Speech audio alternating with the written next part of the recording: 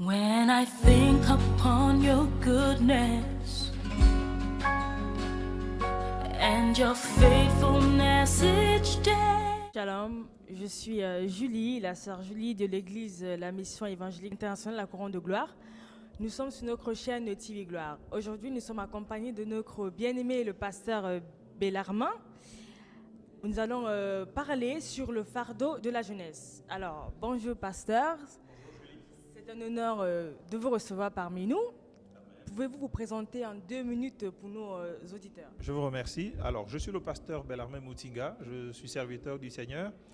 Je prêche l'évangile, j'enseigne la parole de Dieu. Je suis plus précisément docteur de la parole de Dieu, comme je suis docteur dans la vie, dans l'enseignement.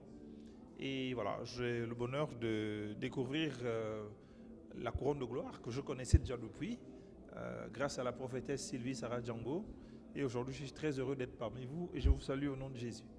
Amen. Donc, je suppose qu'en tant que pasteur, Dieu vous a donné le fardeau de la jeunesse.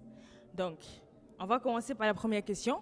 Selon vous, quelles sont les 3 qualités capitales qu'un jeune chrétien doit avoir?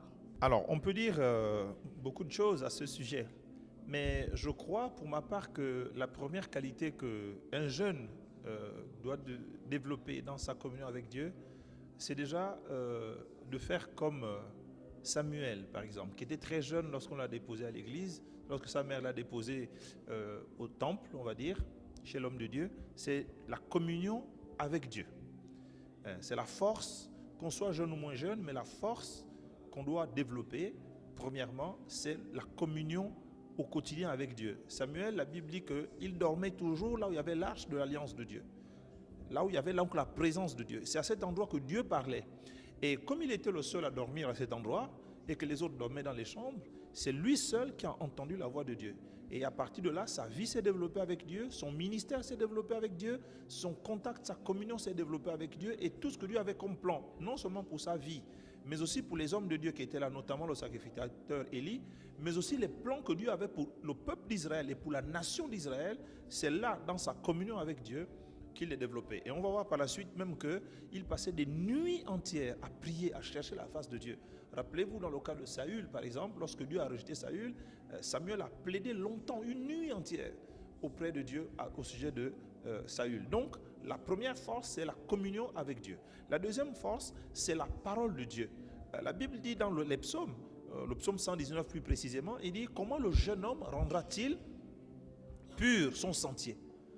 Parce qu'aujourd'hui, les jeunes gens sont perdus. Ils sont perdus dans la drogue, dans les plaisirs de ce monde. Ils sont perdus dans une sexualité qui n'est pas autorisée par Dieu. Il y a beaucoup d'accidents, des suicides, des meurtres, beaucoup de mauvaises choses, parce que les jeunes n'ont pas le discernement suffisant. Donc, le jeune, pour qu'il guide sa voie, pour qu'il sache où il va et comment y aller, il doit deuxièmement s'attacher à la parole de Dieu, matin, midi, soir. Dieu a dit à Josué, il lui a dit que cette parole ne s'éloigne pas, la Bible ne s'éloigne pas de ton chemin si tu veux réussir dans toutes tes voies. Et un autre élément, le troisième qu'on peut citer, donc de la communion, des forces, des points forts, n'est-ce pas, des jeunes avec, dans leur vie, c'est, j'aurais pu dire autre chose, mais je veux dire, il faut avoir un père spirituel, une mère spirituelle, un mentor. C'est pas, il faut avoir quelqu'un qui veille sur vous, qui prie pour vous, qui vous conseille.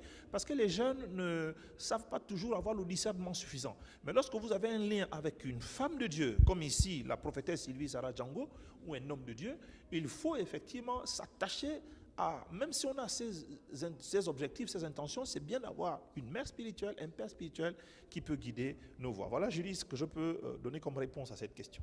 Amen. Merci pour la réponse qui était correcte, qui était bien, en tout cas, profonde. Donc maintenant, si nos jeunes auditeurs qui nous regardent là, qui nous écoutent, se disent, d'accord, c'est bien beau tout ça là, c'est joli, hein, c'est joli. Mais maintenant, comment est-ce que moi, en tant qu'un jeune, avec tous ces plaisirs dans le monde, toutes ces jolies choses qu'on voit là, comment est-ce que je peux être chrétien? Comment je peux vivre en tant que jeune dans le Seigneur? Donc vous, quel conseil donnerez-vous à nos éditeurs jeunes qui nous regardent? Qu'est-ce que vous leur demanderez d'appliquer pour arriver à ce stade? Très bien. Alors, ce n'est pas une question compliquée. parce que c'est possible, il y a beaucoup de jeunes qui sont dans le Seigneur, qui sont sanctifiés, qui sont purifiés, qui marchent avec le Seigneur.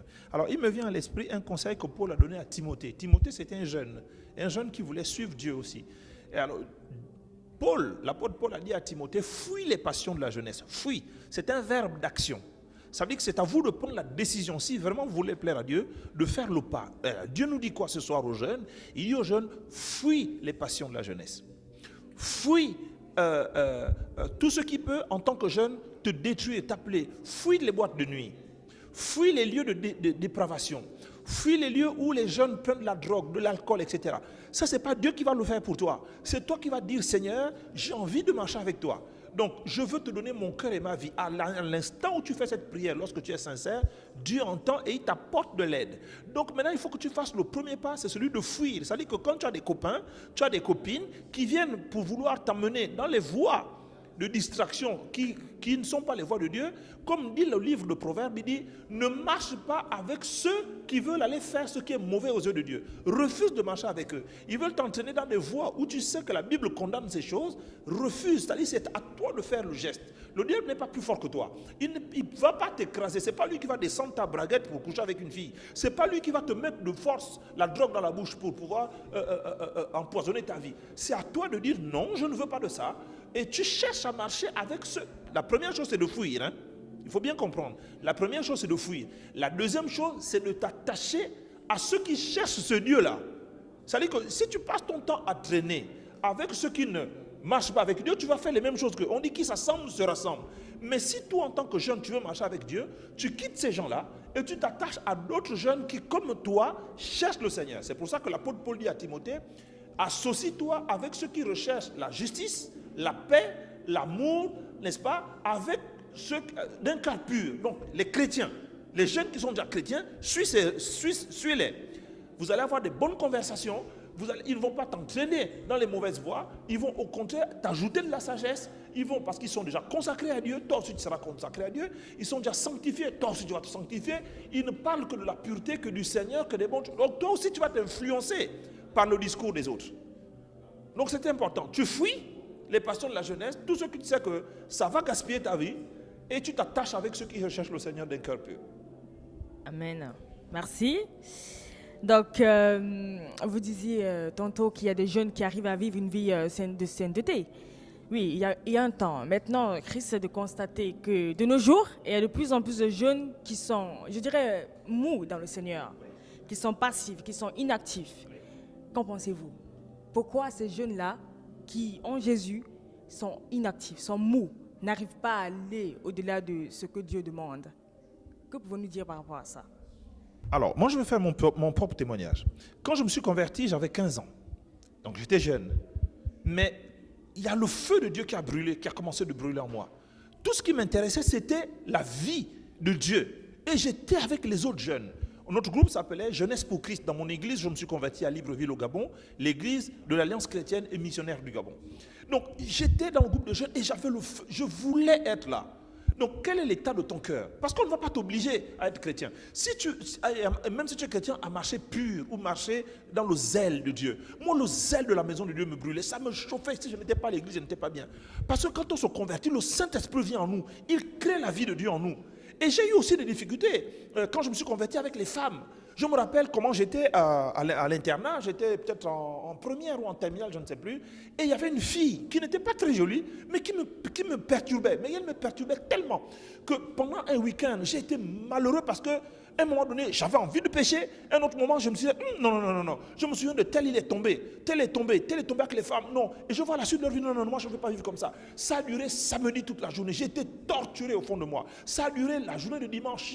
J'ai supplié Dieu. J'étais à 2 doigts de chuter comme ça. 2 doigts. Et puis le lundi matin, j'ai demandé la permission.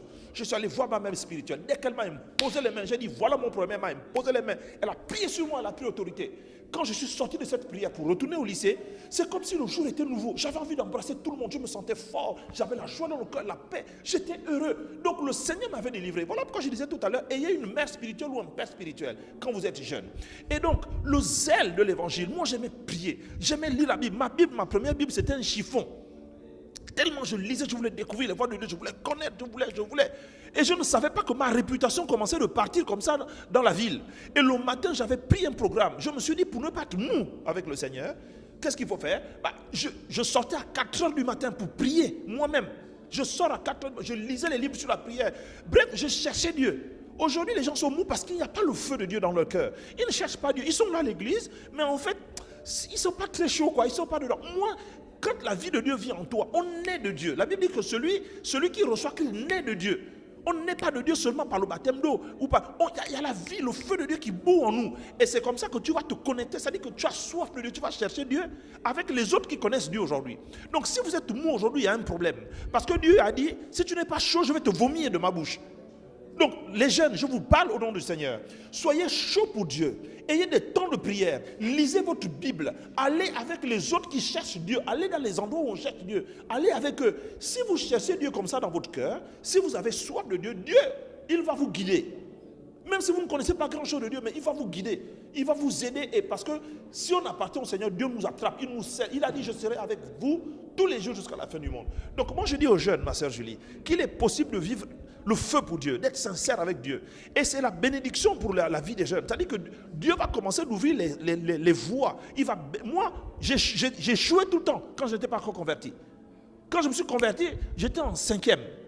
Et là, mes études, c'est un miracle. Aujourd'hui, je suis docteur en lettres de l'université.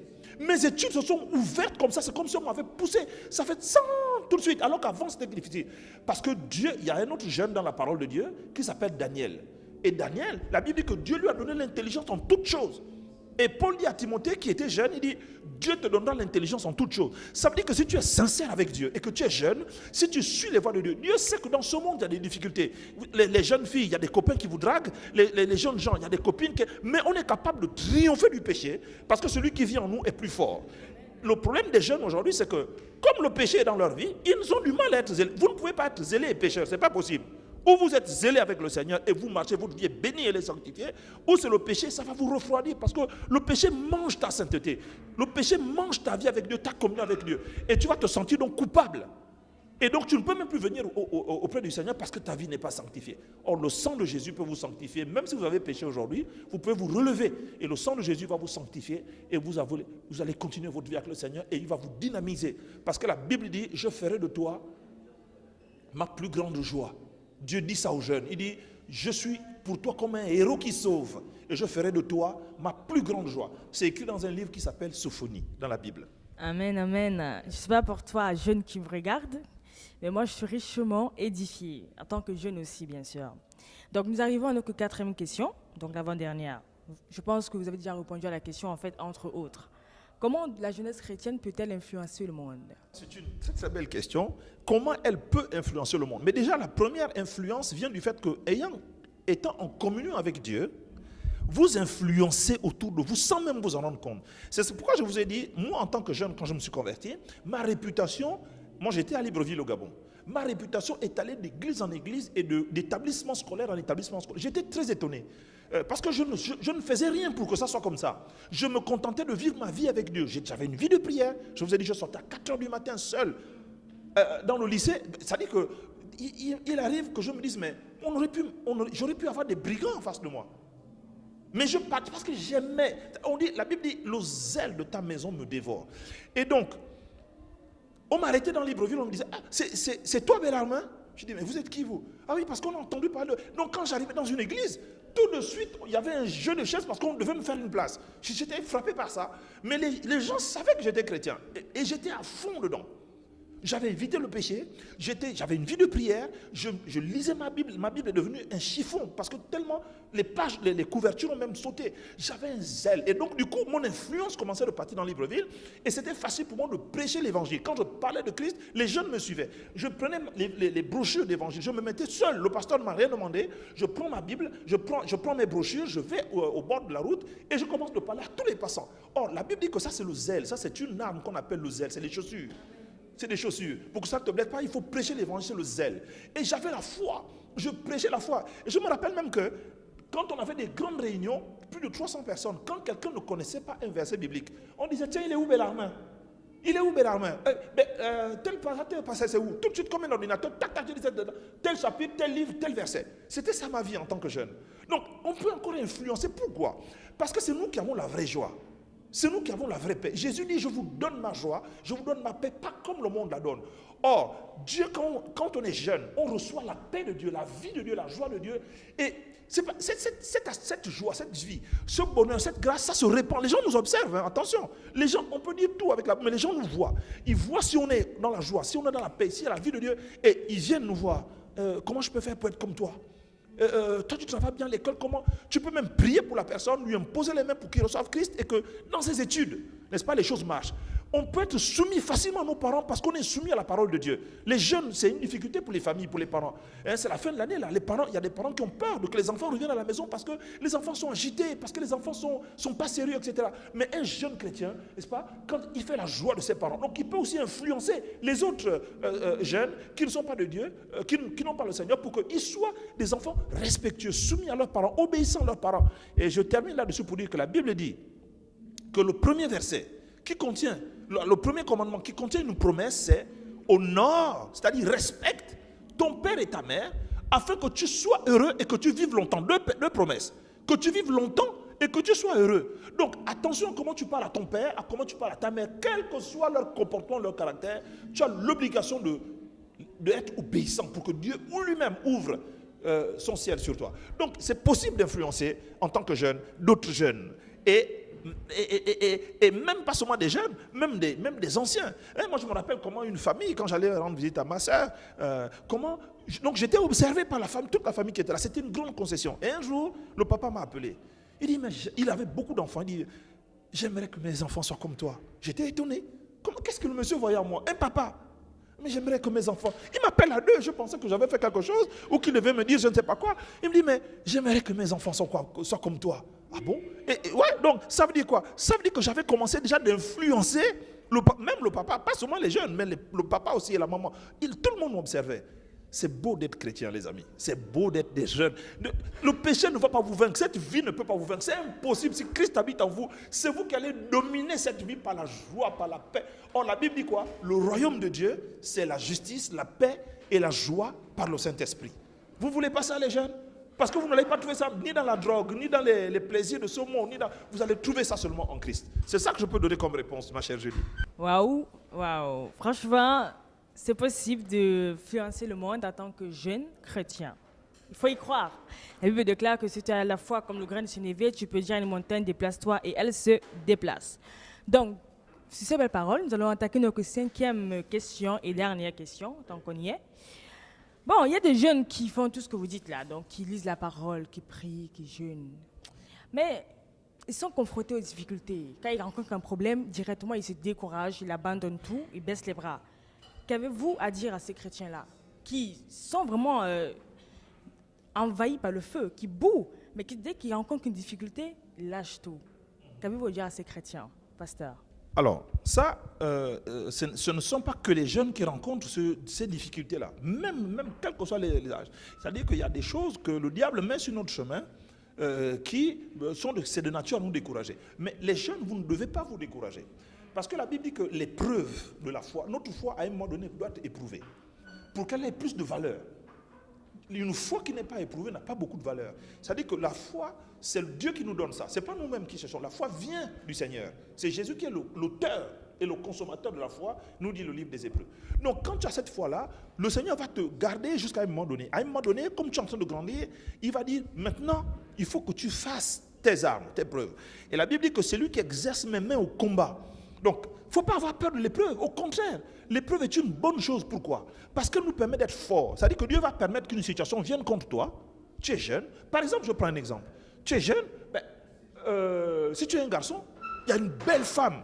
Dieu va permettre qu'une jolie fille vienne devant toi. Comment tu fais pour tenir à ça?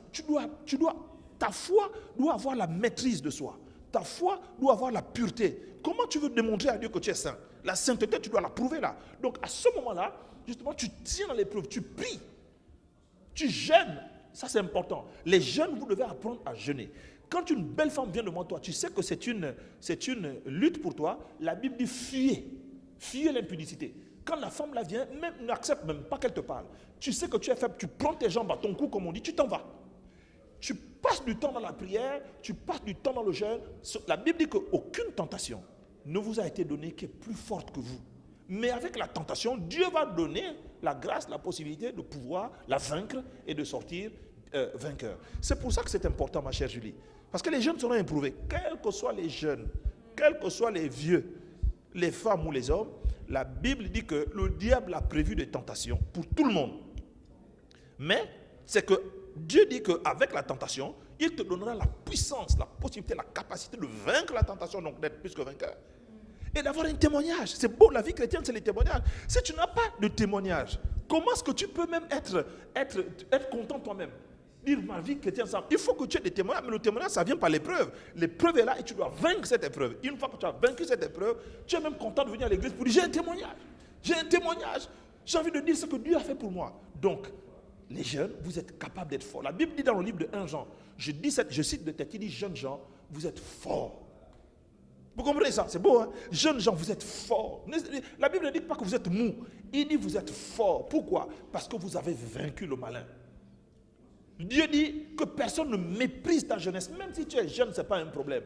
Mais Dieu dit tu es fort. Alléluia. Donc toi qui me regardes, tu es fort, mon frère. Quel que soit ton âge, tu es fort. Parce que le Seigneur habite en toi et tu as vaincu le diable. Donc quel que soit ce qui te rend peut-être faible aujourd'hui, peut-être que tu pleures sur une situation. Peut-être que tu pleures sur quelque chose, tu as prié, ça ne vient pas. Persévère. Continue. La Bible dit dans Habakkuk, qui dit, la promesse que Dieu t'a faite, si elle ne s'accomplit pas maintenant, attends-la patiemment, elle s'accomplira. Donc, parce qu'il n'y a pas, je termine sur cette parole, ma chère Julie, il n'y a pas un autre endroit où on peut être heureux et bien que dans le Seigneur. Il n'y a pas. Donc, le diable va tout faire pour essayer de vous sortir de là. Ne l'écoutez pas. Lui, le diable, hein, c'est un menteur et c'est le père du mensonge. Et il ment, comme sa belle-mère aussi ment. Comprends? Donc reste dans le Seigneur seulement et que Dieu te bénisse, mon frère, ma soeur. Tu es jeune, tu es beau, tu es saint. Et la Bible dit que la jeunesse est comme la rosée. La jeunesse de l'Éternel est comme la rosée. Vous voyez, c'est une belle image poétique. Donc vous êtes frais, vous êtes comme un olivier planté, n'est-ce pas, auprès d'un courant d'eau. Que Dieu vous garde vraiment en lui et continuez de le suivre, attachez-vous à lui. Alors, je suppose que vous aussi, vous avez été édifiés comme moi en tant que jeune. Je vous remercie, Pasteur Bellarmine, de votre présence et de toutes ces réponses qui ont fait du bien au cœur des jeunes. Qu'avez-vous à dire en même pas une minute, pour nos jeunes qui nous regardent, s'il vous plaît? Alors, justement, pour finir, j'aimerais bien juste lire un verset, un verset pour encourager vraiment les jeunes. J'espère le retrouver très très rapidement, s'il me vient à l'esprit. C'est le verset où le Seigneur dit, jeunes gens, vous êtes forts parce que vous avez vaincu le malin. Voilà. Jeunes gens, je le cite de tête parce que je ne l'ai pas trouvé, le temps est court, donc il faut quand même que je le dise. Mais c'est dans le livre dans les épîtres de Jean, hein, vers la fin de la Bible, avant Apocalypse, il est écrit, jeunes gens, vous êtes forts parce que vous avez vaincu le malin. Si le Dieu vivant dit que tu es fort, tu ne peux pas dire autre chose. Si Dieu dit que tu es fort, c'est que tu es fort. Et c'est pour ça qu'il dit que celui qui est faible dise je suis fort. You are strong. Tu es fort. Et c'est Dieu qui dit que tu es fort. Donc accepte cette parole de Dieu, marche avec elle, marche sur elle et tu auras du succès et tu auras la victoire. Et même ta jeunesse va être une jeunesse bénie parce que la joie de Dieu sera ta force, n'est-ce pas? La paix de Dieu va vivre en toi. Et même tes études, pour ceux qui continuent d'étudier, tu vas te développer. Et si tu travailles déjà, même ton travail sera agréable à tes patrons parce que tu marches selon les voies de Dieu. Voilà ce que j'avais vraiment à cœur de dire aux jeunes, parce que Dieu vous aime les jeunes, et Dieu vous attend, Dieu a besoin de vous, Dieu veut se servir de vous dans ce monde. Dieu n'a pas d'autres pieds, d'autres bras, d'autres corps que les vôtres. Donc le Seigneur veut bénir ce monde par vous. Il veut commencer par bénir vos familles grâce à vous, vos camarades à l'école par vous. Et n'ayez pas honte du Seigneur. Soyez vraiment, soyez fiers d'être chrétiens. Soyez fiers d'avoir le Seigneur dans votre vie. Que Dieu vous bénisse, vraiment, je prie pour vous, que Dieu vous bénisse et qu'il vous garde en son sein. Au nom de Jésus. Amen. Amen. Amen. Nous sommes arrivés au fin de notre émission. Soyez richement bénis, pasteur, et que Dieu se rappelle de vous. Comme vous voyez là sur notre table, notre belle exposition des livres. Nous avons tous ces livres qui vont richement vous bénir. Le premier livre, c'est La visite de l'enfer et du paradis. Je vais éviter de toucher. La visite de l'enfer et du paradis. Vraiment, ce livre-là, c'est ce livre-là qui m'a remis en question. Moi, je suis jeune aussi. Donc, jeune, tu dois lire ce livre. Et Dieu te montrera que tu n'es pas sur le bon chemin. Et comme ça, tu pourras réellement venir au Seigneur. Ce livre a été édité avec la version Véron, donc qui est plus jolie, mais il y a toujours la vérité à l'intérieur. Et en anglais pour le peuple anglophone. Nous avons ensuite les 7 conditions pour bâtir sa demeure céleste. Donc, je ne sais pas pour toi, mon frère, ma soeur, mais moi, j'aimerais avoir un palace quand j'irai au paradis. Donc, pour savoir comment on fait, il faut lire ce livre. Ensuite, nous avons l'enlèvement de l'Église. La Bible dit qu'on ne sait pas l'heure ni le jour. Si c'est aujourd'hui, est-ce que tu seras pris? Point d'interrogation. Pour y répondre, je te conseille de lire ce livre. Et pour finir, nous finissons avec des poèmes et cantiques au Seigneur, où il y a des paroles écrites que tu n'as jamais dit à un homme. Je te conseille vraiment de le lire. Tu pourras chérir ton Jésus parce que lui seul est digne de recevoir. Donc, n'oubliez pas de vous abonner à notre chaîne YouTube, à tous nos réseaux sociaux, donc Facebook, Twitter, Snapchat, tous nos réseaux. Vous serez richement bénis tous les jours. Sur ce, je vous aime. Le pasteur vous aime aussi. Jésus vous aime inlassablement, inconditionnellement. Soyez richement bénis. Voilà, shalom, dans la paix. Shalom.